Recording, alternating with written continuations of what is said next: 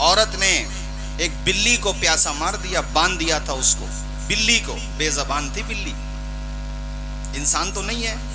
तो उस बेजबान पर जुल्म की वजह से उस औरत को जहन्नम में डाल दिया गया। तो जिस मजहब में, आप तसव्वुर कीजिए कि जिस मजहब में बेजबान बिल्ली का इतना अहम मकाम है कि उस पे आप जुल्म करेंगे सजा मिलेगी आपको, तो आप अंदाजा लगाइए कि उस मजहब में एक मुसलमान का दूसरे मुसलमान पर कितना बड़ा हक होगा। और फिर मुसलमानों में आ जाओ तो आपस में रिश्तों में जितना जैसे रिश्ता करीब होता जाएगा वैसे ही हक भी बढ़ता चला जाएगा। और बेजबान पे रहम करने का भी सवाब है। बुखारी शरीफ में हदीस मुकर्रर है, एक जगह से ज्यादा आई है। हुजूर इरशाद फरमाते हैं कि एक बदकारा औरत थी, बदकारा, कानत फाहिशतन, बदकारा औरत थी। पहले ये व्यवस्था नहीं होती थी पानी की जैसे अब है, पहले तो कुएं से निकाल के पीते थे ना पानी।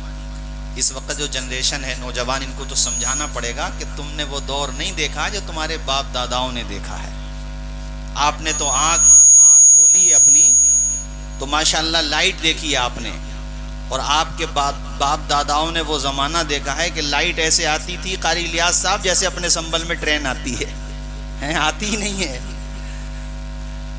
खैर, तो वो दौर था, वो बेचारी औरत जा रही थी, गुजरी हुई, उसको प्यास लगी, उसने पानी पिया। बुखारी शरीफ की हदीस है, ये कहानी शरीफ नहीं है, हदीस शरीफ है। हाँ, झूठी बात नहीं है, ये हुजूर का फरमान है। उसने पानी नोश किया, खैर उसने प्यासे कुत्ते को देखा, उसे भी उसने पानी पिला दिया। उसको बस तरस आ गया प्यासे कुत्ते को देख के, बस ख्याल आया, रहम आया, उसने उस कुत्ते को पानी पिला दिया। अल्लाह की रहमत देखो साहिबो, अल्लाह कितना खुश होता है दूसरों पर रहम दिली करने से, दूसरों पे दया करने से, दूसरों पर प्रेम के गुलाब खिलाने से, मोहब्बत के दीप जलाने से कितना खुश होता है अल्लाह पाक कि उस प्यासे कुत्ते को पानी पिलाने की वजह से खुदाए पाक ने उस बदकारा औरत को माफ फरमा दिया, जन्नत में मकाम अता फरमा। इसलिए मैं अक्सर वो 4 मिसरे पढ़ा करता हूँ, आपने मेरी तकरीरों में सुने होंगे कि जब बेज़बान को पानी पिलाने का इतना सवाब है तो इंसान को पानी पिलाने का कितना सवाब होगा। हुस्न अखलाक की अनमोल निशानी दे दो, गम के ठहरे हुए दरिया को रवानी दे दो। तुम हुसैनी हो तो एहसान के मशकीज़े से कोई दुश्मन भी अगर मांगे तो पानी दे दो।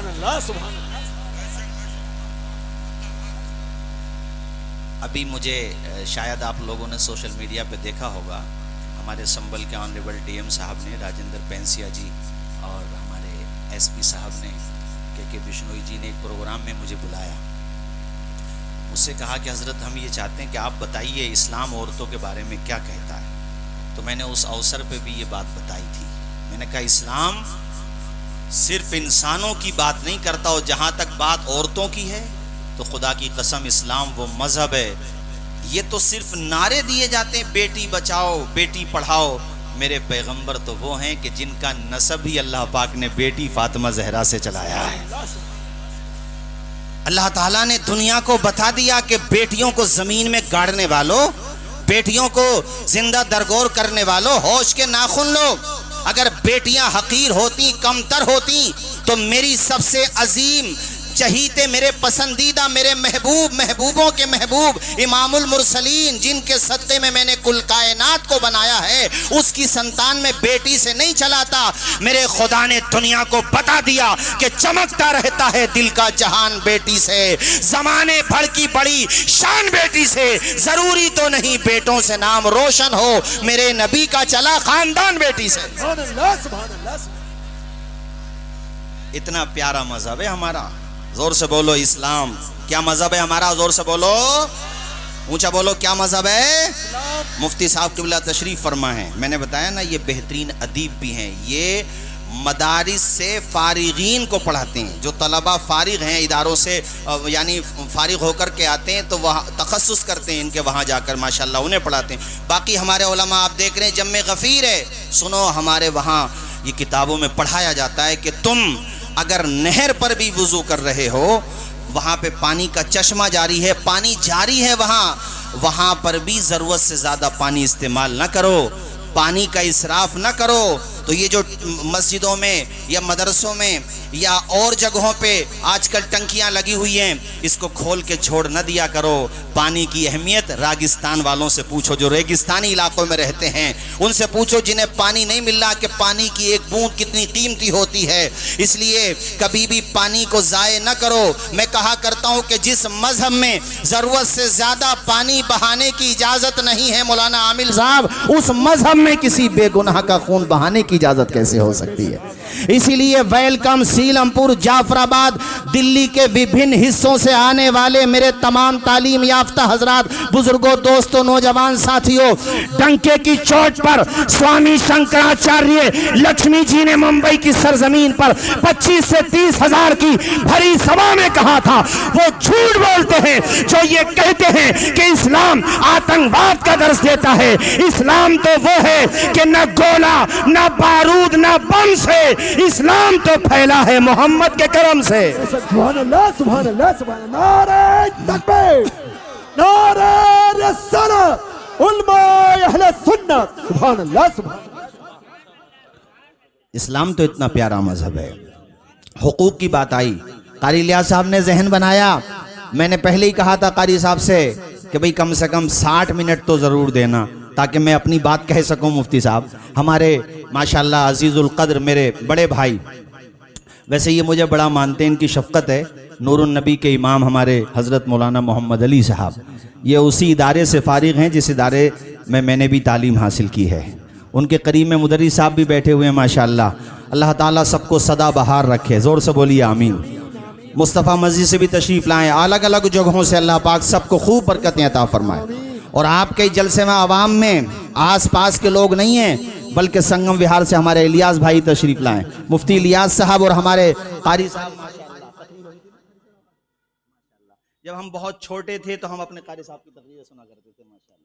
अल्लाह ताला हमारे हजरत मौलाना मुशर्रफ साहब, यहाँ तो खुतबा भी इतने हैं कि फजर की अजान हो जाएगी मगर फहरिस खत्म नहीं होगी अगर सबका नंबर लगाया जाए। अल्हम्दुलिल्लाह, जोर से बोलिए अल्हम्दुलिल्लाह। खैर, मैं ये बात बताना चाह रहा था, वो हदीस मुझे इस मौके पे याद आई, इससे इबरत मिलती है। अल्लाह पाक अमल की तौफीक अता फरमाए, आमीन। पड़ोसियों के हुकूक भी बताऊंगा, माँ बाप के भी, जो हज़रत ने हुक्म दिया है, मगर मैं पहले थोड़ी तमहीद बांधूं ताकि आपको पता चले कि हुकूक की अहमियत कितनी बड़ी होती है। आज हम यूं ही इग्नोर कर देते हैं। अखलाक इतने बिगड़ गए हमारे और आपके, पूछो मत बस। ये हदीस सुनो, हुजूर ने इरशाद फरमाया सहाबा से, सहाबा ये बताओ तुम में सबसे ज्यादा, अल्फाज ये हैं कि ये बताओ सहाबा सबसे बड़ा मुफलिस कौन है। उसमें तुम में के अल्फाज नहीं है, मतलब सबसे बड़ा मुफलिस कौन है। फकीर, मुफलिस फकीर से भी नीचे दर्जे का होता है। मुफलिस कौन है? अब जाहिर है इसका सवाल आप भी यही दोगे, इसके जवाब आप भी यही दोगे कि भाई जिसके पास खाने पीने को ना हो, रहने को मकान ना हो, पहनने को कपड़े ना हो, यही तो जवाब दोगे। सहाबा ने भी यही जवाब दिया। हुजूर ने फरमाया कि मुफलिस कौन है? कहा या रसूलल्लाह इसके बाद खाने पीने को ना हो, पहनने को कपड़े ना हो, सर छुपाने को छत ना हो। हुजूर ने फरमाया नहीं, सुनो दिल्ली के भाइयों सुनो, और इसे लिख के ले जाओ दिल की तख्ती पे और मोबाइल में रिकॉर्ड करो, दूसरों को भेजो ताकि तुम्हें पता चले कि सबसे बड़ा मुफलिस कौन है। हुजूर ने इरशाद फरमाया सहाबा जानते हो सबसे बड़ा मुफलिस कौन है? फरमाया सबसे बड़ा मुफलिस वो है जो क़यामत के दिन नेकियों के अंबार लेके आएगा। ताज्जुब हो रहा ना? ताज्जुब हो रहा कि नहीं? नेकियों के अंबार होंगे उसके, बहुत नेकियां होंगी उसके पास, कमी नहीं होगी नेकियों की। हैरत से देखने लगे सहाबा, या रसूल अल्लाह नेकियों के अंबार फिर भी वो मुफलिस? हुजूर ने फरमाया बात यह है कि वो अपने साथ नेकियां तो लाएगा मगर दूसरों के हुकूक भी लेकर के आएगा। किसी का दिल दुखाया होगा, किसी को बेवजह तकलीफ पहुंचाई होगी, किसी को नाहक गाली दी होगी, अजियत पहुंचाई होगी, किसी का हक मारा होगा, किसी की पैसे मार लिए होंगे, किसी को उसने उसका हक मार के दिल दुखाया होगा। सहाबा हैरत से हुजूर को देख रहे हैं। हुजूर ने फरमाया तो वो जितने भी साहिबाने हुकूक हैं ना, जिनके दुनिया में उसने हुकूक मारे, जिसको उसने दुनिया में तकलीफ पहुंचाई, कहने लगे हुजूर सहाबा वो सब अल्लाह की बारगाह में अपना मुकद्दमा पेश करेंगे। तसव्वुर करो, सोचो इसलिए मैं कहा करता हूं मजलूम बन के रह लो, जालिम न बनो। दब जाओ, दबाओ मत। किसी की जमीन पे तुम डाका न डालो। कोई तुम्हारी जमीन पे डाल रहा, कोई बात नहीं है, वहां मिलेगा। जैसे एक जुमला बोलते हैं ना, देर है अंधेर नहीं है, समझाने के लिए बोला जाता है सिर्फ, वरना अंधेर वहां, वरना देर भी नहीं है, बस आपको इंतजार नहीं हो रहा है। जिस फसल में टाइम ज्यादा लगता है ना, उसके गुलाब भी उतने ही अच्छे खिलते हैं, याद रखिएगा आप। तो ये मत सोचा करें आप, ये जो आज काली काली बदलियां छा रही हैं, ये छटेंगी नहीं। अरे उससे ज्यादा भयानक दौर तो नमरूद के दौर में देख लिया अहले हक वालों ने, फिरौन के दौर में देख लिया, कारून के दौर में देख लिया। इसलिए एक मिसरा पढ़ा जाता है, ऐसी भी कोई शाम है जिसकी सहर ना हो। तो कभी कभी टाइम लगता है मगर रिजल्ट मिलेगा, भरोसा रखो। हम और आप कमजोर हैं मगर पैदा करने वाला खुदा कमजोर, ऊंचा बोलिए, पैदा करने वाला खुदा कमजोर। तो वो जितने भी अहले हक होंगे, जिनके हुकूक इस पे बनते होंगे, जो नेकियों का अंबार लेकर के आया, वो सब पकड़ लेंगे इसे। और वो जो कहेंगे उसका मतलब ये होगा, वो दुनिया थी जहां खुले नहीं दी थी ज़बां मेरी, ये महशर है यहां सुनना पड़ेगी दास्तां मेरी, यहां सुनना पड़ेगी दास्तां मेरी। बिल्कुल ही उल्टा हो जाएगा मामला। यहां जितने आपको रॉयल नजर आ रहे हैं ना, जितने रॉयल नजर आ रहे हैं आपको, यहाँ जितने आपको एडवांस नजर आ रहे हैं, आपको उन्हें देख देख के ना कभी कभी एहसास कमतरी का शिकार होना पड़ता है। खुदा की कसम बिल्कुल उल्टा होगा मामला, वहां बिल्कुल पलट जाएगा। इल्ला ये कि वो रॉयल, इल्ला ये कि वो अच्छे लोग हों और उस्मान गनी के रास्ते पे चले हों, सुभान अल्लाह, अब्दुर्रहमान इब्ने औफ के रास्ते पे चले हों, वरना तबाही और बर्बादी के अलावा कुछ मिलने वाला। बुर्जे दुबई बनाने वाला, दुबई को कितना बेहतरीन मुल्क बना देने वाला जिस दिन मरा, अब तो एक्स हो गया, पहले ट्विटर कहते थे, एक नंबर पे उसकी कब्र ट्रेंड कर रही थी। और हर लिखने वाला यही कह रहा था कि सोने चांदी के बर्तनों में खाना खाने वाला भी बिलाखिर अपने साथ कफन के 5 ही कपड़े लेके गया। दफन वो भी बरगों के नीचे हो गया, मिट्टी के नीचे हो गया। मैं हज़रत हातिम असम का एक वाक़या पढ़ रहा था, मुझे बड़ी इबरत हुई। अल्लाह करे हमें आपको सबको अमल की तौफीक मिले। उन्होंने अपने मकान में कब्र खोद रखी थी और उसमें चले जाते थे काफ़ी देर। पूछते थे घर वाले ऐसा क्यों करते हैं? कहा जब भी मेरा दिल सख्त होता है और मेरे दिल में कोई मनफी ख्याल आता, फौरन कब्र में चला जाता हूँ और अपने नफ्स से कहता हूँ, बता इसमें रहना है तुझे, अब बता कैसा लग रहा है यहाँ आने के बाद। अभी जिंदा है तब नहीं रुका जा रहा है, तो बाद वफात के बारे में सोच। कहते हैं कब्र में आता हूँ फौरन मेरा जहन सही हो जाता है। अब वो कमजोर लोग, वो दबे कुचले लोग, जिन्हें दुनिया में उनका हक नहीं मिला, जिन्हें सताया गया, दबाया गया, मारा गया, पीटा गया, वो क़यामत के दिन पकड़ लेंगे और वो कहेंगे जो मैंने अभी बताया था, वो दुनिया थी जहां खुलने नहीं दी थी ज़बां मेरी, ये महशर है यहां सुनना पड़ेगी दास्तां मेरी। और मुकदमा किसकी बारगाह में पेश है? अहकमुल हाकिमीन। जोर से बोलो अहकमुल, ऊंचा बोलो अहकमुल। मैं जो बोल रहा हूं वो आप भी बोलिएगा। हाकिम वही है बस, मालिक भी वही है, खालिक भी वही है। ऐलान कर देगा वो क़यामत के दिन, इनिल हुक्मु इल्ला लिल्लाह। और कुरान पाक में ये भी आया, अल्लाह पाक ने एक जगह फरमाया 24वें पारे में, कहाँ है हुक्मरान, आए वो निकल निकल करके। सन्नाटा पसरा होगा, अल्लाह की कसम कोई आवाज नहीं आ रही होगी। मालिक भी अल्लाह है, खालिक भी अल्लाह है, और हकीकी ताकत जिसके पास है वो सिर्फ और सिर्फ अल्लाह है। इसीलिए हमारे अकीदे की बुनियाद है ला इलाहा इल्लल्लाह। सारा मजमा पढ़े ला इलाहा।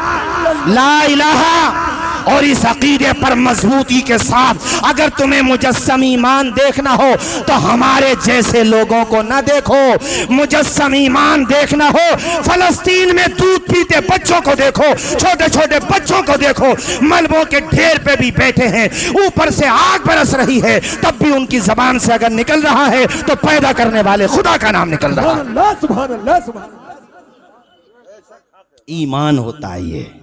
जोर से बोलो ला इलाहा, अल्लाह के अलावा कोई माबूद नहीं, अल्लाह के अलावा कोई माबूद, वही माबूद है। भाई मौलाना आमिल साहब, दुनिया में जो हमें आपको ताकत जितनी भी है जिसके पास, वो मोहलत ही तो है। मैं तुम्हें एक मिसाल समझाता हूं, अल्लाह करे समझ में आ जाए। ये रुमाल देख रहे हो आप, इसके दो सिरे हैं, एक सीधे हाथ में एक बाएं हाथ में, है ना। तो हमारी जिंदगी भी ऐसे ही है, एक दुनिया में आना, एक दुनिया से, जोर से बोलो, दुनिया से। तो ये सीधे हाथ में समझो दुनिया में आना, पैदाइश, बर्थ, आप बर्थडे जिस दिन आप पैदा हुए, और ये मरना इधर बाएं हाथ में। ईमानदारी से बताओ, ये दोनों सिरे अपने हमारे आपके किसी के हाथ में हैं? तो ये इसको अगर मैं छोड़ दूं रुमाल को तो गिर जाएगा। तो जिंदगी भी ऐसे ही है, बस ना आना इख्तियार में है, ना जाना इख्तियार में। बेशक, सुभान अल्लाह, सुभान अल्लाह। किसी से पूछा नहीं जाता कि आप कहां जा रहे हैं, अनुमति नहीं ली जाती, वरना हर आदमी कम से कम अरबपति होना चाहेगा। पैदा होने से पहले कहेगा मैं तो अरबपति पैदा होऊंगा, मगर पूछा, जोर से बोलो, पूछा तो आने में इख्तियार रहा। आ रहा था तब भी रो रहा था, और जाएगा। आ रहा था तब भी भाई साहब इतना इख्तियार था कि दूध भी माँ ने पिलाया, नहलाया भी दूसरों ने। वो इंसान किस बात पे अकड़ रहा, मेरे समझ में ये बात नहीं आती। अच्छा, जाने में भी कोई इख्तियार नहीं है कि साहब ये बहुत बड़े आदमी है। मिसाल के तौर पे अमेरिका भी का प्रेसिडेंट हो और उसकी डेथ का दिन लिखा हुआ है, जिस दिन आएगा टाइम आएगा, ये नहीं है कि स्टे ले लो सुप्रीम कोर्ट चले जाओ, हैं? चलो प्रधानमंत्री और राष्ट्रपति जी से निवेदन कर लो, कोई नहीं, सिस्टम रखा ही नहीं है मेरे खुदा ने, इवेंट बटका वहां पे है ही नहीं। जब टाइम आएगा, रक्षा चलाने वाला हो, ठेरा लगाने वाला हो, कमजोर हो, दबा कुचला हो, या सोने चांदी के बर्तनों में खाना खाने वाला हो, खुदा की कसम सेकंड भर भी मौत इधर से उधर नहीं होती है। तो दूसरों के हुकूक मारने से क्या फायदा, किसी का दिल दुखाने से क्या फायदा, बद अखलाकी करने से क्या फायदा। अरे अपने आप को दूसरों से अलग समझने से क्या फायदा। बस एक बात याद रखना, सुबह मगरूर को वो शाम भी कर देता है, शोहरतें करके खत्म गुमनाम भी कर देता है। वक्त से आंख मिलाने की हिमाकत न करो, वक्त इंसान को नीलाम भी कर देता है। बेशक, सुभान अल्लाह, सुभान। 12 साल लगे थे शद्दाद को जन्नत बनवाने में। कितने साल? सारा मजमा बोले कितने साल? दुनिया के सब बड़े बड़े इंजीनियर और राजगिरी का काम करने वाले, जब 12 साल में कंप्लीट हो गई उसकी जन्नत जो दुनिया में बनवाई थी, उसे बेवकूफ़ को ऐसा। तो तुम भी ना आजकल देखा करो ना, ऐसे लोग मीडिया में नज़र आया करें तो समझ जाया करो पुरानी बीमारी है, पुरानी बीमारी है, लेटेस्ट वर्जन है उसका। तो बस यही समझ के, और फिर नमरूद का अंजाम देखा करो कि खुदा ने उसको मोहलत दी तो वो बेवकूफ़ ये समझा, हालांकि सिरे दोनों भी उसके हाथ में न थे, बस बीच में जो टाइम मिलता है ज़िंदगी में उसमें मोहलत मिल जाती है। उसमें भी मुफ्ती साहब कितनी मोहलत मिलती है। जैसे हमारी 55 साल की उम्र है, आपकी 60-70 साल की, तो वो जो बस एज है उसमें आपको मोहलत मिली है, ना आना इख्तियार में, ना जाना इख्तियार में। तो आपको ये सवाल तो करना चाहिए, हजरत उसमें कितनी मोहलत मिलती है, तो उसमें कितनी मिलती है बताऊं। मुहद्दिस आज़म हिंद किचौल शरीफ के बहुत बड़े बुजुर्ग गुजरे हैं, उनसे एक साहब ने आके सवाल किया कि हजरत ये बताओ अल्लाह ने इंसान को कितना इख्तियार दिया है। वो बैठे थे, कहा बेटे खड़े हो जाओ तुम। वो खड़े हो गए जिसने सवाल किया था। जब वो खड़े हो गए, मुहद्दिस आज़म ने फरमाया एक काम करो, आप अपना एक पाँव उठाओ। उन्होंने उठा लिया पाँव, का दूसरा भी उठाओ, नहीं उठा पाया। फरमाया बस इतनी मोहलत दी है, इससे ज्यादा ताकत, जोर से बोलो, इससे ज्यादा ताकत नहीं है, बस इतनी ताकत है। तो जब ये सिरा और ये सिरा है ही पैदा करने वाले के हाथ में, तो बीच में जो मोहलत जोन है वो भी उसी के सुपुर्द कर दो ना, वो भी उसी के हवाले कर दो। और जिन बंदों ने अपनी मोहलत जोन को, अपनी जिंदगी को सुपुर्द खुदा कर दिया, वो कब्रों में जाके आराम कर रहे हैं, मगर चर्चा आज भी उनका हो रहा है। अरे 20-25 सालों में लोग नाम भूल जाते हैं। बड़े बड़े रजवाड़े, बड़े बड़े मुगल शासक, खिलजी शासक, बड़े बड़े ताकतवर लोग, सोना और चांदी के ताज पहनने वाले, जिनके इशारे अबरू पे दुनिया गर्दिश करती थी, लोग सामने आते हुए डरते थे, जिनके सामने जबान खोलते हुए कपकपाते थे, आज तुम्हें उनकी कब्रों के निशानात नहीं मिलेंगे। कब्रें मिलेंगी तो वहां कोई फूल डालने वाला नहीं मिलेगा, मगर वाह रे खुदा वालों, तुम्हारी कब्रों पर सलाम, तुम्हारी अजमतों को सलाम, तुम्हारी बुजुर्गी को सलाम। 812 साल गुजर गए ख्वाजा गरीब नवाज को, मगर दिल्ली हो, मुंबई हो, भारत हो, बर्रे सगीर हो, पूरी दुनिया हो, जहां जहां भी अहले ईमान पाए जाते हैं वहां ख्वाजा गरीब नवाज पहचाने जा रहे हैं। अल्लाह अकबर। 1300 साल हो गए इमाम आजम अबू हनीफा को, कमो बेश 1250 साल हो गए इमाम शाफई को। इन बुजुर्गों का नाम क्यों जिंदा है? इसलिए कि इन्होंने ये सिराबी और बीच की जिंदगी सब सुपुर्दे खुदा कर दी। खुदा ने फरमाया मेरे बंदो तुमने अपनी जिंदगी मेरे नाम कर दी, मैंने अपनी मखलूक तुम्हारे नाम। सुभान अल्लाह, सुभान अल्लाह। दुनिया में रहे तब चर्चा रहा, आज है महबूब इलाही का आस्ताना। देखो आम शख्सियत नहीं, बहुत बड़ी शख्सियत के मालिक कुतुबुद्दीन बख्तियार काकी का आस्ताना देखो, हजरत शाह अब्दुल हक मुहद्दिस देहलवी का आस्ताना देखो। जमाना गुजर गया, कलियर शरीफ चले जाओ, साबिर अलाउद्दीन कलियरी का रोजा देखो। ऐ मेरे दोस्तों, ये बुजुर्गाने दीन बरेली शरीफ चले जाओ, इमाम अहमद रजा के विसाल को भी 107 साल हो गए। सुभान अल्लाह। 107 साल पे 107 साल, मगर आज भी कोई जलसा होता जहां उनका नाम नहीं आता। बेशक बेशक। किसी को लगता होगा शायद लोग पैसे दे के नाम बुलवाते हैं, ऐसा नहीं होता। ये पैसों से खरीदी हुई शोहरत नहीं होती है, ये अल्लाह ताला दिलों में पैदा फरमा देता है। सुभान अल्लाह, सुभान अल्लाह। और ये ऐसा नहीं है, देखो जैसे ये लाइट जल रही है, मैं आंखें भी बंद कर लूँ ना तब भी इस पे कुछ असर नहीं पड़ेगा। ये लाइट है तो है, आप ऊपर कहो आसमान नहीं है, तो आपके नहीं कहने से क्या होगा। इमाम अहमद रजा उस शख्सियत का नाम है कि अपने तो अपने, दूसरे मसलक के बड़े उलमा, जिम्मेदार उलमा। और मैं जो कह रहा हूँ ना, मेरा मिजाज है कि मैं बग़ैर तहकीक के कोई बात नहीं कहता हूँ, क्योंकि माइक पे आप बोल रहे हैं तो आपको सिर्फ वहाँ पे जो बैठे हुए वो लोग नहीं सुन रहे हैं, कैमरों के ज़रिए न जाने आपकी बात कहाँ कहाँ तक जाती है। तो जो बात कहो, ये जो बोल रहा हूँ ना, इसको सर्च कर लेना यहाँ से जाने के बाद यूट्यूब पर। जो बता रहा हूँ, बड़े आलिम, दूसरे मसालिक के बड़े बड़े उलमा, खुदा की कसम एक आलिम ने तो यहाँ तक कहा कि हमारे सारे मुफ्तियों के फतावा एक तरफ और तन्हा इमाम अहमद रजा के फतावा एक तरफ। सुभान अल्लाह, सुभान अल्लाह, सुभान।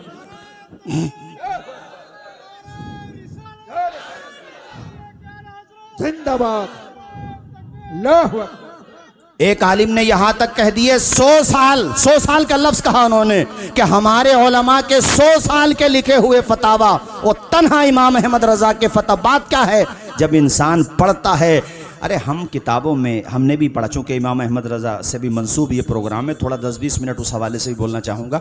हम लोगों ने किताबों में पढ़ा कि भाई जिन पानी से वज़ू होता है, जिन पानियों से, वो 7-8 और आगे बढ़ो तो 10-12, बस। जैसे बारिश का पानी है तो उससे वज़ू कर सकते हैं आप, ओले का पानी है वो पिघल जाए तो उससे वज़ू कर सकते हैं, बहते हुए चश्मे का पानी, समंदर का पानी। तो ये पानी की अक़साम आते हैं कि इन पानियों से कितने पानी हैं, 8, 10, 12।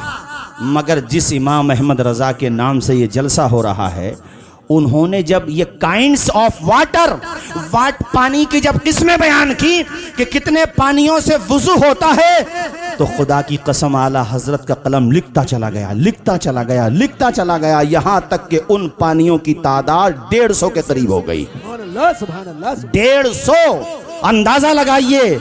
और जिन पानियों से वुज़ू नहीं होता कमोबेश वो भी 150। तो मेरे साथियों 300 के आसपास वो किस्में हो गई जिनसे वुज़ू होता या नहीं होता, बल्कि 300 से बढ़ गई। ये शान है इमाम अहमद। मैं यही कहना चाह रहा था, मुफ्ती साहब फरमा रहे हैं आज तक मुताखिरीन मुतकद्दिमीन तमाम फुक़हा की अज़मतें अपनी जगह सराखों पर, मगर खुदा जिसको जितना चाहे उतना इल्म अता फरमा देता।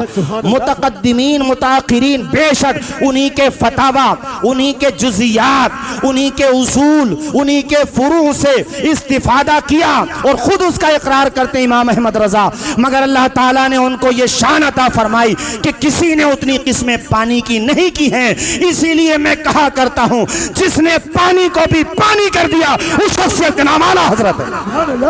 नारे तकबीर, नारे रिसालत, उलमा अहले सुन्नत, मसलक अहले हजरत, नारे तकबीर। सुभान अल्लाह। पानी को भी पानी कर दिया। जोर से बोलो पानी को भी, जोर से बोलो पानी को भी।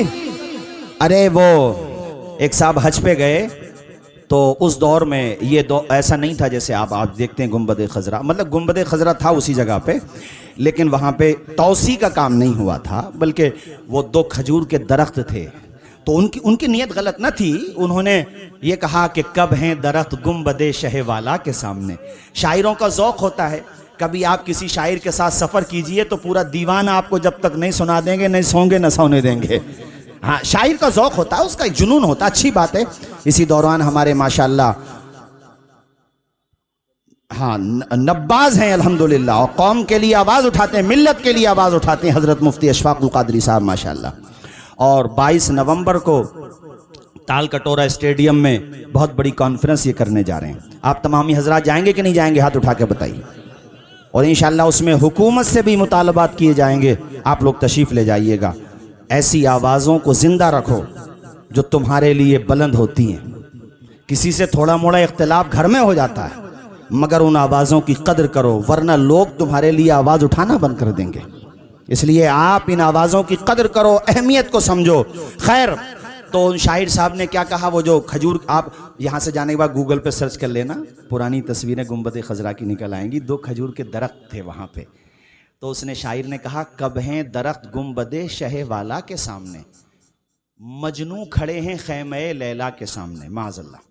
अब उसने क्या कहा, उन दोनों दरख्तों को मजनू कहा, और हुजूर के रोज़ा शरीफ को उसने लैला का खैमे से तशबीह दी। बल्कि ये भी तशबीह की एक शक्ल होती है, जैसे हम आपसे कहते हैं कि आप शेर हैं, तो आप शेर थोड़ी हैं, इंसान हैं यार।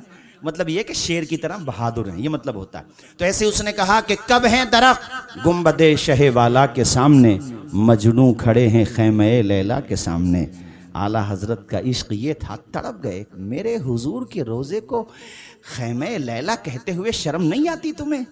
पहला मिसरा तो ठीक है कि कब हैं दरख्त गुंबद शह वाला के सामने, दूसरा इस तरह पढ़ो, और दूसरे से पहले अब पहला भी पढ़ो, तब तुम्हें लुत्फ आएगा और समझ में आएगा कि दुनिया इमाम अहमद रजा को आला हजरत क्यों कहती है, और 107 साल गुजरने के बाद भी जगह जगह उनका नाम क्यों लिया जाता है। उनका नाम किसी दुनियादार ने रोशन नहीं किया है, मदीने के ताजदार ने रोशन किया है। अजीज़ाने गिरामी, आला हजरत ने कहा इस तरह पढ़ो, कब हैं दरख्त गुंबद शह वाला के सामने, कुदसी खड़े हैं अर्शे मुअल्ला के सामने। मजमे में से नारा लगना चाहिए था तो मुझे ज्यादा अच्छा लगता। खड़े होकर लगा दो, खड़े होकर लगाओ नारा।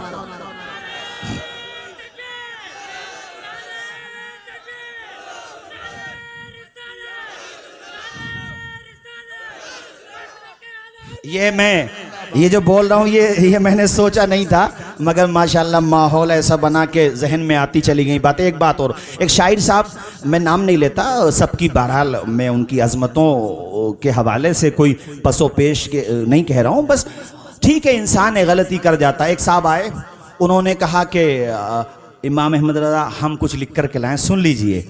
अब उन्होंने जब सुनाना शुरू किया तो उसमें एक मिसरा था, 2 मिसरे हों तो उसको एक शेर बोलते हैं। तो वो ये था कि शान यूसुफ भी, यानी वो हजरत यूसुफ अलैहिस्सलाम की शान को किस तरीके से बयान कर रहा। कहता यूसुफ अलैहिस्सलाम की शान बहुत बड़ी है, मगर उसने क्या जुमला कहा, शान यूसुफ भी घटी तो इसी दर से घटी। हुजूर के लिए कहा। आला हजरत ने कहा नहीं, गलत, किसी नबी की तौहीन करने से थोड़ी नहीं हमारे नबी की आजमत बढ़ेगी। सबकी अजमतें अपनी जगह। वो खामोश हो गए। आला हजरत ने कहा इसको ऐसे करो, शान यूसुफ भी बड़ी तो इसी दर से बड़ी। कमाल है यार, शान यूसुफ घटी नहीं, घटाओ मत, हम सबका अदब करते हैं।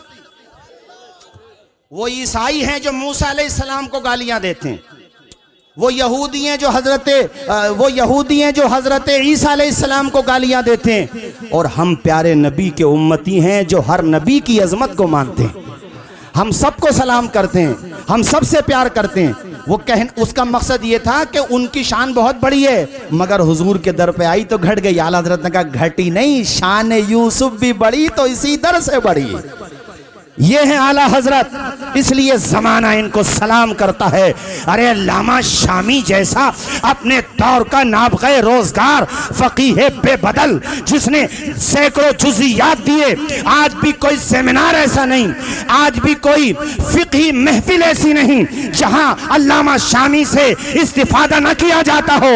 मगर जब हमारे आला हजरत का कलम चला, खुदा की कसम, आप, मैं क्या जुमला यहाँ पे इस्तेमाल करूं, मैं नहीं बोलता, दूसरे मसलक के आलिम ने ये बात कही कि अल्लामा शामी की फतावा शामी को देखो और फिर फतावा रज़विया को देखो, खुद फैसला कर लोगे कि फिक़ही पाया किसका बुलंद है।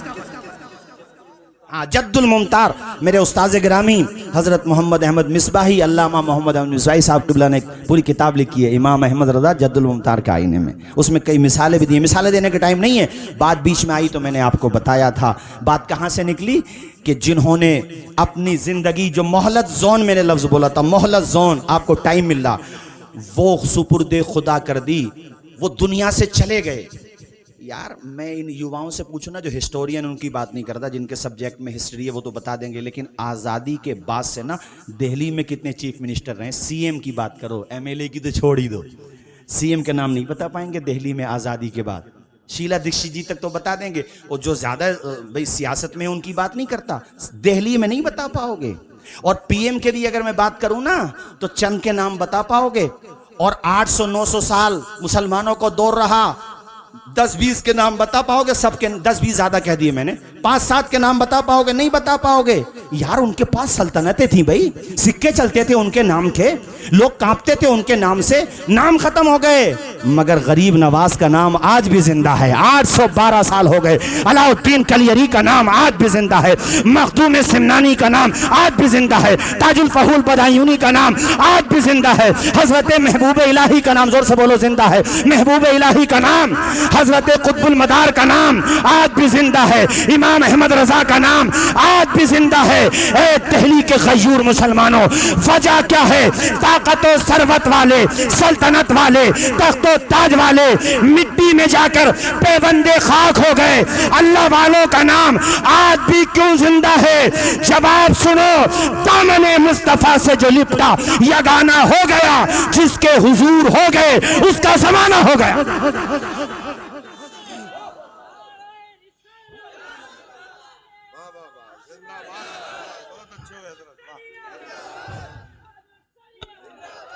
जो सोच के लाया था वो भी तो मुझे बोलना है। बात आगे बढ़ गई, सारे हुकूक वाले वहाँ पे जमा हो जाएंगे, कहेंगे या अल्लाह हमारा हक दिला। वो खुदा, जोर से बोलो, जो अहकमुल हाकिमीन है। डरो, इंसाफ के दिन से डरो। है जिन सींग वाले जानवरों ने बेसींग वाले जानवरों को दुनिया में मारा होगा ना, अल्लाह पाक उनका भी बदला दिलवाएगा। कैसे? सवाल तो आना चाहिए हजरत, कैसे?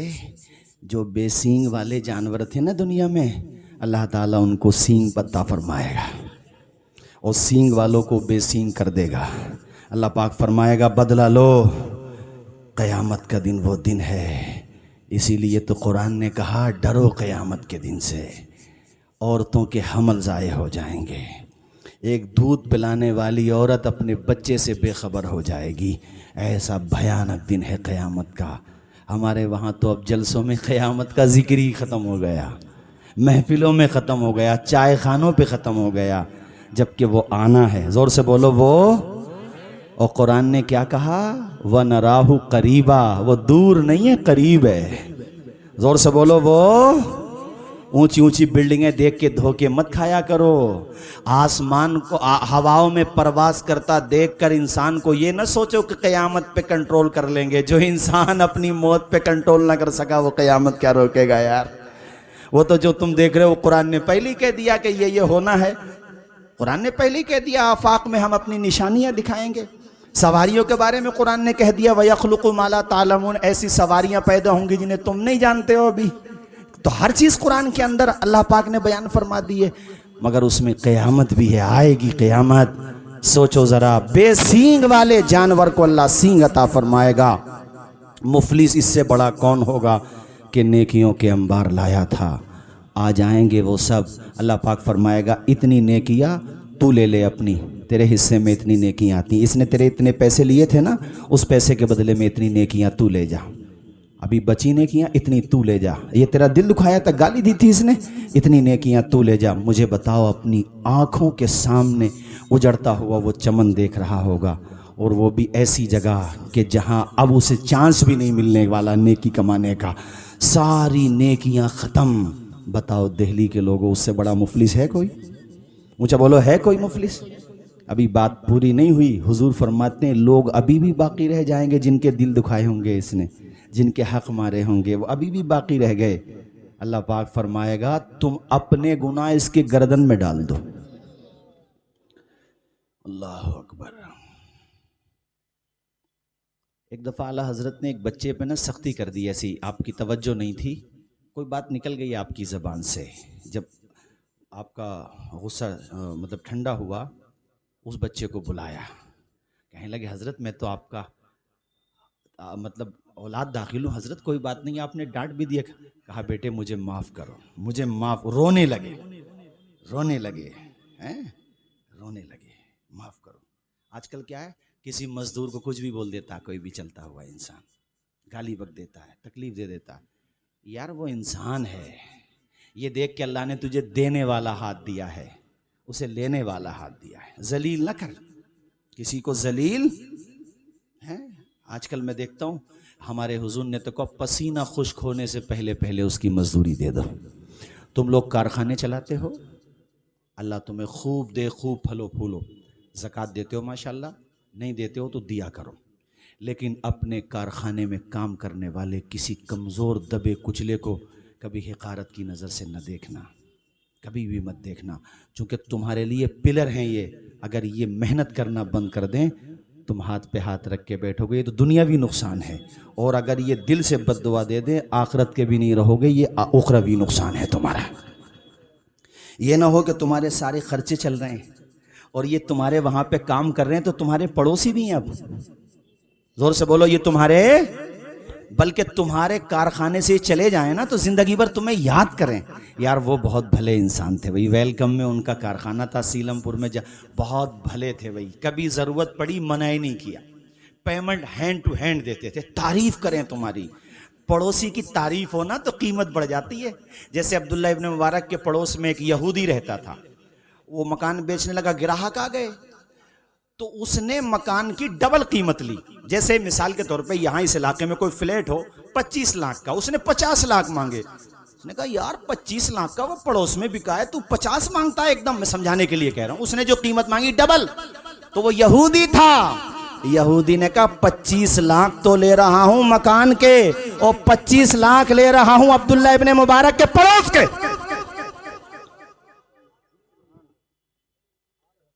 पड़ोस की भी कीमत होती है। अरे जोर से बोलो, पड़ोस की भी। हाँ, अच्छा पड़ोसी का, अब्दुल्ला इब्ने मुबारक जैसा पड़ोसी भी तो दे रहा हूं तुझे मैं। पड़ोसी अब्दुल्ला इब्ने ताहिर, बहुत बड़े आलिम, उनके पड़ोस में एक औरत रहती थी। उसको जरूरत हुई, मकान बेचने की बात आई, कोई साहब उसके घर पे पहुंचे, भाई हमने सुना है कि आप मकान बेच रही हैं। तो वो रोने लगी। इत्तेफाक ये था कि वो अपने घर के दरवाजे पे थे, उन्होंने सुन ली पूरी बात। रोते हुए कहती है कि मजबूरी है, वरना मैं मकान कभी नहीं बेचती, इसलिए कि मुझे फिर ऐसा पड़ोस नहीं मिलेगा इतना अच्छा। ये आलिम दीन हैं, मुझे केयर भी करते हैं, ख्याल रखते हैं। उन्होंने ये जुमले सुन लिए और फिर घर पहुंच गए। कहा बहन तू अपना मकान न बेच। खैर वो चला गया जो ग्राहक था। बाद में कहा ए बहन ये बता तुझे ऐसी क्या परेशानी? कहा परेशानी क्या, मेरी 4 बेटियां हैं, मुझे इन बेटियों की शादी करना है, इसलिए ये मजबूरी थी। तो खुदा की कसम उन्होंने पड़ोसी होने का हक अदा कर दिया। उन्होंने कहा बहन तू फिक्र न कर, ये तेरी बेटियां हैं ना, मेरे लिए भी औलाद दाखिल है। फिर 4 की शादी अपने पैसों से की, और उस तरह शादी की जिस तरह सगी बेटी की होती है, यानी लेन देन में भी कोई कसर नहीं की। कुछ चीज़ें उर्फ से ताल्लुक़ रखती हैं, समाज से। आप उसको जो है, हमारे वहाँ पर क्या है ना कि हर चीज़ को निगेटिविटी के एतबार से देखते नहीं। तो उन्होंने पूरा उसका लिहाज करा, 4 बेटियों को सम्मान के साथ रुखसत किया, तब उस खातून ने कहा था कि मालिक हर पड़ोसी को ऐसा पड़ोसी अता फरमाए, अल्लाह ने जैसा पड़ोसी मुझे अता फरमाया है। ज़रा ज़ोर से बोलो ना यार सुभान अल्लाह। तुम जिस मज़हब में हो ना, इस्लाम, उलमा तशरीफ़ फरमाए, यहाँ पे पूछो इनसे। हुजूर फरमाते हैं पड़ोसी के बारे में इतनी दफ़ा जिब्रील अमीन ने मुझसे कहा कि मुझे ख्याल आया पड़ोसियों को वरासत में हक तो नहीं दिया जाएगा। इतना इतना सख्त। और पड़ोसी कहा गया है, पड़ोस में अगर गैर मुस्लिम भी हो ना और कभी मकान बेच के वो चला जाए, तारीफ करे तुम्हारी, अच्छे संकेत लेके जाए तुमसे, वो अच्छे संस्कार लेके जाए। हमारा इस्लाम तो यहां तक कहता है तरकारी ज्यादा बनाओ, और तरकारी बनाओ थोड़ा पानी ज्यादा कर लो, अपने घर से सालन पड़ोसी घर भेज दो। इस मामले में शहरों में मैं बुराई के तौर पे नहीं कह रहा हूं, मगर वीकनेस है। पड़ोसी छोड़ो, ये पता नहीं है ऊपर वाले मंजिल में, ऊपर वाले माला में कौन रह रहा है, नीचे वाली मंजिल में कौन रह रहा, अपने भाई का पता नहीं होता। ये मतलब शहर में वीकनेस है। खैर देहात में ये चीज नहीं होती, और कमियां होती हैं, मगर देहात में कोई पड़ोसी भूखा नहीं मरेगा। एक दूसरे को केयर भी करते हैं, ख्याल भी करते हैं। मैं ये कहना चाह रहा था, एक दूसरे का पूरा सम्मान करेंगे, लिहाज करेंगे। तो मेरे अजीज दोस्तों, ये पड़ोसियों के बारे में मैंने आपको बताया कि पड़ोसियों के साथ वो मैं 4 मिसरे पढ़ा करता हूँ कि रूह की प्यास को अखलाक का प्याला दे दो, अपनी किस्मत के अंधेरों को उजाला दे दो, अपने रूठे हुए मौला को मनाना हो अगर, अपने हिस्से का पड़ोसी को निवाला दे दो। ज़रा हाथ उठा के नहीं बोलोगे सुभान अल्लाह? और बुलंद आवाज से नहीं बोलोगे? हक अदा करोगे पड़ोसियों का? मुफ्ती साहब मैं कहना नहीं चाह रहा था, मगर अभी 4-5 दिन पहले मुझे बड़ी तकलीफ हुई आपके मोहल्ले में। मैं कहीं बाहर से आया था, मैं नाम भी नहीं लेता चूँकि मैं किसी की रोज़ी रोटी पे हमला नहीं करना चाहता। एक होटल है आपके यहाँ, मशहूर होटल है। खैर बद अखलाक़ी बता रहा हूँ मैं आपको, बल्कि मैंने जो मेरे कई आइज़ा अक़रबा हैं उनको बताया भी कि यार बताइए। उससे तकलीफ़ इस बात की नहीं, तकलीफ़ हुई कि मुसलमान का अखलाक कितना गिरा हुआ, कितना ख़राब अखलाक है। मतलब कितना हैरत होती है कि हम लोगों को अभी बिजनेस करना भी नहीं आता।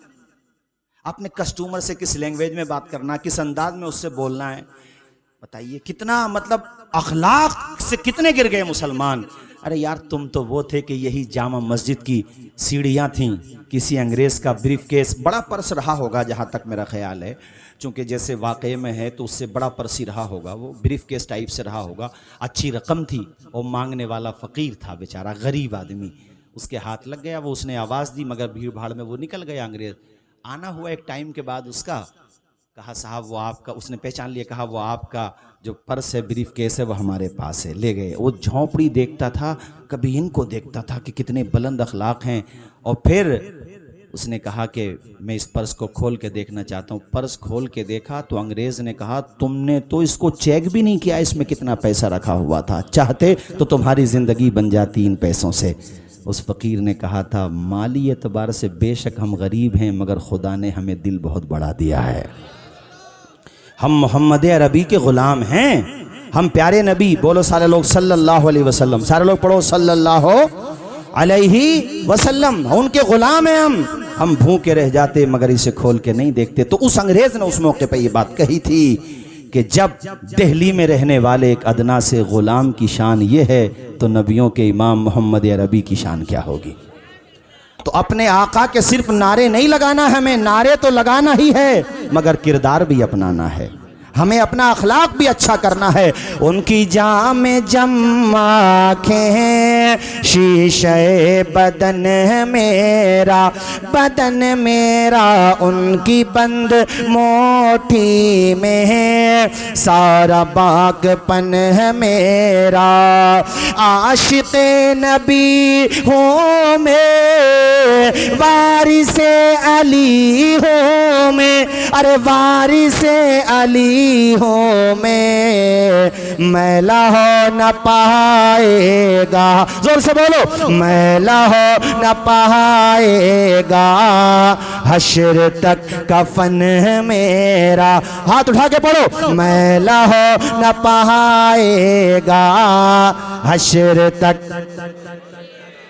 अज़ गंग भी मेरी है, खीते चमन मेरा, अरे खीते चमन मेरा, मैं गुलाम ख्वाजा हूँ, जोर से, मैं गुलाम ख्वाजा हूँ, हिंद है वतन है मेरा, वतन मेरा, मैं गुलाम ख्वाजा हूँ, हिंद है।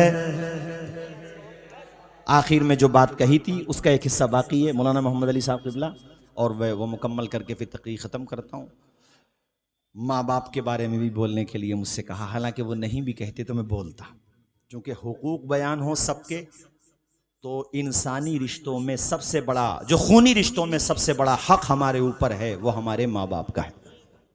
जोर से बोलिए, वो हमारे, सारे लोग बोलिए, वो हमारे।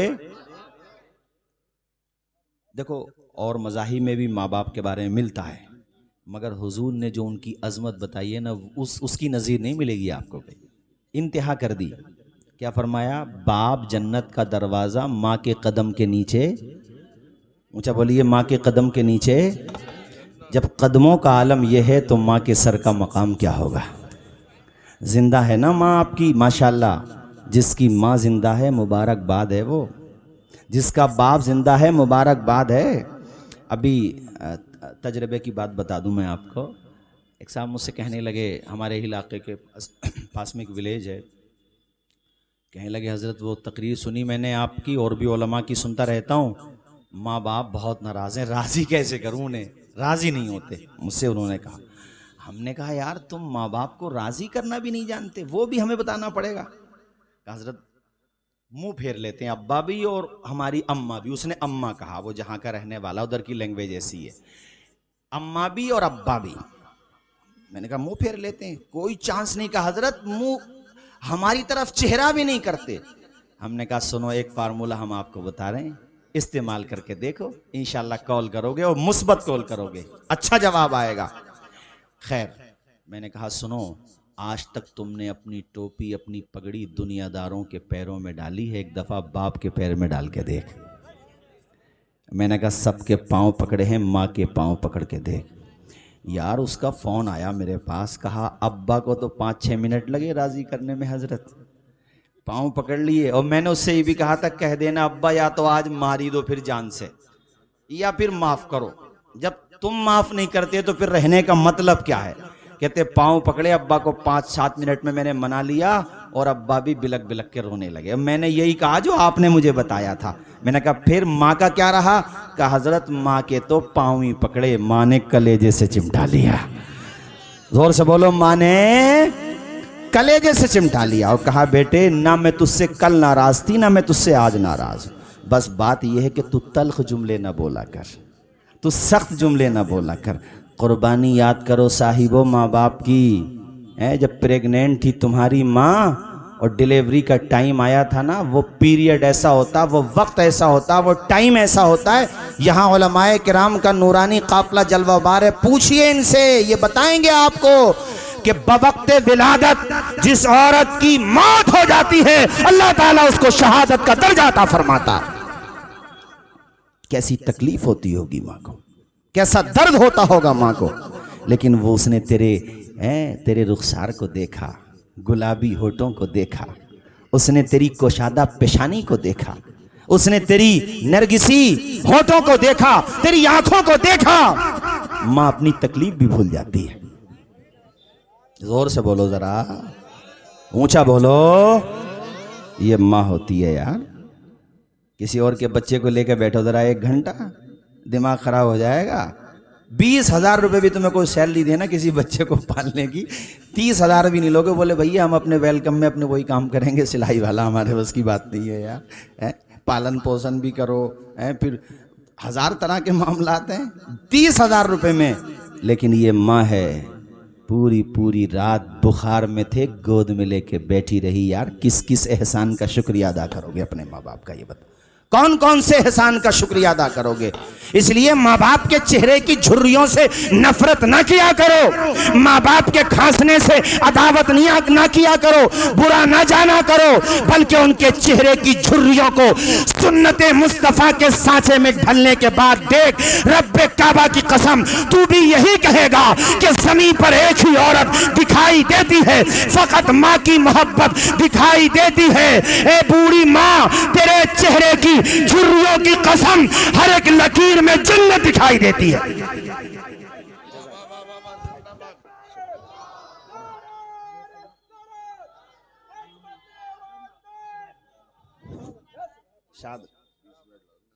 हाँ तुम तो बोलते रहेंगे, हमें तो 2 घंटा बुलवाओ। नहीं, हमारा तो मिजाज है अल्हम्दुलिल्लाह। ये हमारे कैसर खाली साहब बैठे हैं, जिस वक्त से तकरीर शुरू हुई है अब तक बाद सुबह में शुरुआत मानते हैं, इसको 3-3 घंटा भी बोलना पड़ता है। आमिल भाई, हजरत से कहो वो आराम से आए, चूंकि जैसा जलसा अभी अभी हो रहा है ऐसा जलसा कभी कभी होता है ना। तो सुनेंगे कि नहीं सुनेंगे अभी। और हजरत इतने मुबारक कदम, ऐसी बाबरकत शख्सियत बिलग्राम शरीफ से तशरीफ ला रहे हैं कि आप देखोगे तो कहोगे बिलग्राम के जब इस सैयद का आलम यह है तो करबला में इमाम हुसैन का आलम क्या होगा। इतनी सादा सिंपल शख्सियत। तो 20 मिनट और सुनेंगे कि नहीं सुनेंगे। और हमारे नब्बाज़ कौम मिल्लत, मुफक्किर मिल्लत हजरत मुफ्ती अशफाकुल कादरी साहब भी मेरी मोहब्बत में वापस आ गए, वरना ये तशरीफ़ ले गए थे, ज़रूरी काम था और मैंने इनकी कॉन्फ्रेंस का ऐलान किया। आप जाएंगे, बल्कि इनकी नहीं, वो हमारी आपकी सबकी कॉन्फ्रेंस है। जाएंगे कि नहीं जाएंगे इंशाल्लाह 22 नवंबर को इंशाल्लाह। हाँ इंशाल्लाह। सुनिए भाई, मैं माँ बाप के बारे में बता रहा था। देखो, आपकी दिल्ली में जॉब करता है एक लड़का, रामनगर का। मैं जलसे में गया वहाँ। वैसे आपने मेरी तकरीरों में सुना होगा, चूँकि मैंने ये वाक़या कई जगह सुनाया, और ये वाक़या सुनाने का मकसद ये है कि ऐसा नहीं है कि सारी औलाद नाफरमान है, नहीं ऐसा नहीं है। आज भी बेशक बाज़ औलाद यार बहुत फर्माबरदार है, बल्कि माँ बाप की मिजाज के ख़िलाफ़ कुछ बातों को भी इग्नोर कर देती, ऐसी औलाद भी है बेशक। हाँ भाई, वो ये सोच करके नज़रअंदाज कर देती कुछ नामुनासिब बातों को कि हमारे माँ बाप ने भी तो हमारे साथ बहुत अच्छा किया है। और वैसे बुढ़ापे को ना कुरान ने ख़ास तौर पे इसीलिए कोट किया है कि बुढ़ापे में माँ बाप का जहन बच्चों जैसा हो जाता है। आप कहोगे ना अब्बा तुम्हें बाहर नहीं सोना, तो ऊपर वाली छत पे जाके सोएंगे फिर। हाँ तो बुरा मत मानो। तुमने कह दिया अब्बा ठंडा पानी नहीं पीना, तो फिर तो वो फ्रिज का पानी पिएंगे, क्योंकि उनका मिजाज बच्चों जैसा हो जाता है। तो उन पे गुस्से में मत भरो, प्यार से समझाओ, में मोहब्बत से समझाओ। तो वो जलसे के बाद मौलाना आमिर साहब किबला वो घर बुला के ले गए, कहने लगे हजरत तुम माँ बाप का जिक्र कर रहे थे, तो मैंने सोचा कि टाइम मिलेगा तो मैं इन्हें अपने बेटे के बारे में बताऊंगा। चाय बनने लगी, तब तक कहने लगे हमारा बेटा हजरत दिल्ली में जॉब करता। उन्होंने इतना शानदार वाक़या बताया कि मैं तकरीरों में सुनाता हूँ इसको, ताकि लोग इससे इबरत हासिल करें और हमारे जवानों को इससे सबक मिले। कहने लगे हजरत दिल्ली से जब भी आएगा, और दिल्ली में भी रोजाना कई मरतबा कॉल करेगा, अब्बा ये काम कर लूँ, अब्बा ये काम कर लूँ। मैं झुंझला जाता हूँ, गुस्से में भर जाता हूँ, तो पलट के हंसते हुए कहता अब्बा तुम्हारा गुस्सा भी मैं सुनने के लिए फ़ोन करता हूँ, और तुम्हें फ़ोन इसलिए करता हूँ कि मेरा काम मेरे तजर्बे से बढ़े ना बढ़े, मगर माँ बाप की दुआओं से ज़रूर बढ़ जाएगा। अब तो ईमानदारी से बताना भाई जवानों, जो यहाँ संभल, रामपुर, अलग अलग जगहों से या मेरठ, जहां जहां से भी तुम लोग हो यहाँ पर जवानों, तुमने कब से बात नहीं की अपने माँ बाप से? पूछूंगा नहीं, खुद सोचो। 1 महीना हो गया होगा बास को, 8 दिन हो गए होंगे। और किससे बातें करते हो तुम? बताओ मैं किससे करते हो? हम लोग 4 बजे जाएं, 5 बजे जाएं, वापस प्रोग्राम में गाड़ी में हम देखते हैं 4 बजे, 5 बजे, 6 बजे मुसलमानों की बस्ती आएगी ना, 4-5 मजनू रोड के किनारे पे ज़रूर मिलेंगे। मोबाइल कान पे लगा हुआ होगा, कब्रिस्तान की बाउंड्री हो तो कब्रिस्तान की बाउंड्री पर, और साहब आपके वो स्कूल की बाउंड्री हो स्कूल की बाउंड्री पर, तालाब की बाउंड्री हो तालाब, यानी पूरा गांव सो रहा होगा और ये कान पे मोबाइल लगाए हुए। स्टाइल ऐसा होगा जैसे अनिल अंबानी ने पावर प्लांट लगाने का टोका महोदय को दे रखा है। और ये क्या कर रहे हैं इस वक्त? किससे बातें कर रहे हैं? बाप से बात किए हुए 1 महीना हो गए और मोबाइल कान पे लगा हुआ है। किससे बातें हो रही हैं? वो जुबैर हसानी मुरादाबाद का शायर है, बेचारा अच्छा ना शरीफ पढ़ता, मुझसे कहने लगा जिधर देखो उधर ही इश्क के बीमार बैठे हैं, हजारों मर गए सैकड़ों तैयार बैठे। उसने मुझे बताया ओ जवानों, टाइम अपने माँ बाप को दिया करो, 10-20 मिनट रोजाना बात कर लो, उनका दिल बड़ा हो जाएगा। ऊंचा बोलो उनका। तुझे दुआएं देंगे, तेरी मिसाल देंगे, जैसे ये रामनगर का बाप हमारे सामने मिसाल दे रहा था। कहने लगे अब्बा रोजाना अब्बा पूछेगा, अब्बा बताओ ये काम कर लूं, ये नहीं करूं, ये किया मैंने, ये नहीं किया। और हजरत दिल्ली से जब भी घर को आएगा, अल्लाह अकबर, अपने साथ वहीं से अच्छी क्वालिटी का तेल खरीद के लाएगा, या यही मार्केट से, रामनगर से, और फिर अपने हाथों से मेरे सर में तेल डालेगा, सर की मालिश करेगा, सर दबाएगा। और ये जुमले जब वो कह रहे थे ना, इमोशनल हो गए, भावुक हो गए, रोने लगे। और अगले जुमले तो ऐसे बोले कि हम लोग भी रोने लगे। मुफ्ती गुलाम मुस्तफ़ा नईमी साहब भी मेरे साथ थे, हाँ मुझे याद आया, वो रोने लगे, आंखों में आंसू आ गए। कहने लगे हजरत सर दबाता। मैंने पूछा कितनी उम्र होगी? कि हजरत उम्र बाल बच्चों वाला है, बड़ा बेटा, अब ये मुझे ठीक से याद नहीं रहा कि बड़ा बेटा कहा था या बेटी, ये मुझे याद नहीं रहा। कहा बड़ा बच्चा जो है उसका ये कह लो, बेटा या बेटी, 14 साल का बताया, ये मुझे याद है, 14 साल का। हजरत उसके बेटी बेटा, इसके कौन हो गए बोलो? पोती, बोलिए ना, पोती पोता। कहते हैं वो मेरे पांव दबा रहे होते हैं और मेरा बेटा मेरा सर दबा रहा होता। कहने लगे मौलाना मिसबाही साहब, अब मुझे बताओ, जिसे ऐसी फर्मा बरदार संतान मिली हो और संतान की संतान मिली हो, उसे जिंदगी में और क्या चाहिए? उसे जिंदगी में और क्या चाहिए? बाप इतना खुशनसीब हूं मैं कि मेरा बेटा औलाद वाला। एक जुमला और कह दूं यहां पर, ये उन्होंने नहीं कहा, ये मैं कह रहा हूं। बूढ़ा बाप तुम्हें डांट दे और तुम पलट के जवाब भी न दो, तो खुदा की कसम उस बूढ़े बाप का ना कई पली खून बढ़ जाता। संबल में मुहावरा है, कई पली खून बढ़ना, है ना, कई पली खून बढ़ जाता है कि यार जवान बेटा मैंने डांट दिया, इसने कुछ भी नहीं कहा पलट करके, कई पली खून बढ़ जाता, उसका हौसला मिलता है। सिलसिले कलाम जारी रखते हुए उन्होंने हमें बताया कि हजरत सर दबाता है, सुकून मिलता है, तो मैं आंखें बंद कर लेता हूं और उन्हें यह लगता है कि आप बैठे रहिए, हजरत यहीं पे तशरीफ लेकर के आएंगे, आप बैठे रहिए, हजरत की तशरीफ आवरी माशाल्लाह यहीं पर होगी, हजरत यहीं आएंगे। आप अपनी जगह से जाएंगे तो फिर कुर्सियां आपको नहीं मिलेंगी, आप बैठे हैं जो जगह है वो जगह भी परेशानी होगी, आप अपनी जगह पे रहिए। बस कुछ ही देर में हजरत आने वाले हैं इंशाअल्लाह, बस आने ही वाले हैं, और जब हजरत आ जाएंगे तभी ये वाकया मुकम्मल करूंगा। तब तक मैं आपको ये दो मिसरे सुना देता हूँ। वो जीते जी दुनिया में जन्नत का मजा लेंगे, वो जीते जी दुनिया में जन्नत का मजा लेंगे, जन्नत का मजा लेंगे, जो बाप को खुश रखेंगे और माँ की दुआ लेंगे। अब खड़े हो जाइए, नारा लगा दीजिए भाई। नाराए तकबीर, नाराए तकबीर, नाराए रिसालत, नाराए रिसालत। हुजूर